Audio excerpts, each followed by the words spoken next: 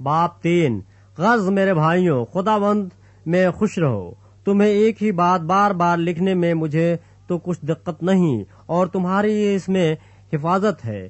कुत्तों से खबरदार रहो, बदकारों से खबरदार रहो, कटवाने वालों से खबरदार रहो, क्योंकि मखतून तो हम हैं जो खुदा के रूह की हिदायत से इबादत करते हैं और मसीह यीशु पर फख्र करते हैं और जिस्म का भरोसा नहीं करते।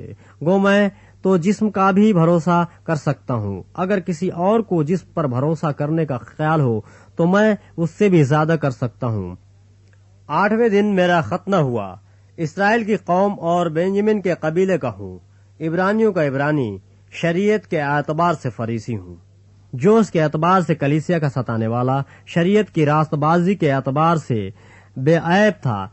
लेकिन जितनी चीजें मेरे नफा की थीं उन्हीं को मैंने मसीह की खातिर नुकसान समझ लिया है, बल्कि मैं अपने खुदाबंद मसीह यीशु की पहचान की बड़ी खूबी के सबब से सब चीजों को नुकसान समझता हूँ, जिसकी खातिर मैंने सब चीजों का नुकसान उठाया और उनको कूड़ा समझता हूँ, ताकि मसीह को हासिल करूं और उसमें पाया जाऊं, न अपनी उस रास्तबाजी के साथ जो शरीयत की खातिर से है, बल्कि उस रास्तबाजी के साथ जो मसीह पर ईमान लाने के सबब से है और खुदा की तरफ से ईमान पर मिलती है।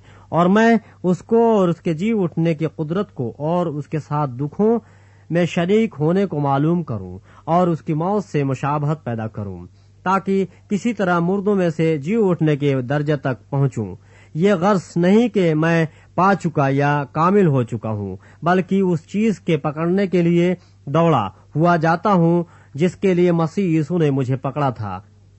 ऐ भाइयों, मेरा ये गुमान नहीं कि पकड़ चुका हूँ, बल्कि सिर्फ ये करता हूँ कि जो चीजें पीछे रह गईं उनको भूल कर आगे की चीजों की तरफ बढ़ा हुआ निशान की तरफ दौड़ा हुआ जाता हूँ, ताकि उस इनाम को हासिल करूँ जिसके लिए खुदा ने मुझे मसीह यीशु में ऊपर बुलाया है। बस हम में से जितने कामिल हैं यही ख्याल रखें, और अगर किसी बात में तुम्हारा और तरह का ख्याल हो तो खुदा उस बात को भी तुम पर जाहिर कर देगा। बहरहाल जहाँ तक हम पहुँचे हैं उसी के मुताबिक चलें। ऐ भाइयों, तुम सब मिलकर मेरी मानिंद बनो और उन लोगों को पहचान रखो जो इस तरह चलते हैं जिसका नमूना तुम हम में पाते हो, क्योंकि बहुतेरे ऐसे हैं जिनका जिक्र मैंने तुमसे बारहा किया है और अब भी रो कर कहता हूँ कि वो अपने चाल चलन से मसीह की सलीब के दुश्मन हैं। उनका अंजाम हलाकत है, उनका खुदा पेट है। वो अपनी शर्म की बातों पर फख्र करते हैं और दुनिया की चीजों के ख्याल में रहते हैं, मगर हमारा वतन आसमान पर है और हम एक मुनजी यानी खुदाबंद यीशु मसीह के वहां से आने के इंतजार में हैं। वो अपनी उस कुव्वत की तासीर के मुआफिक जिससे सब चीजें अपने ताबा कर सकता है, हमारी पस्तहाली के बदन की शक्ल बदल कर अपने जलाल के बदन की सूरत पर बनाएगा।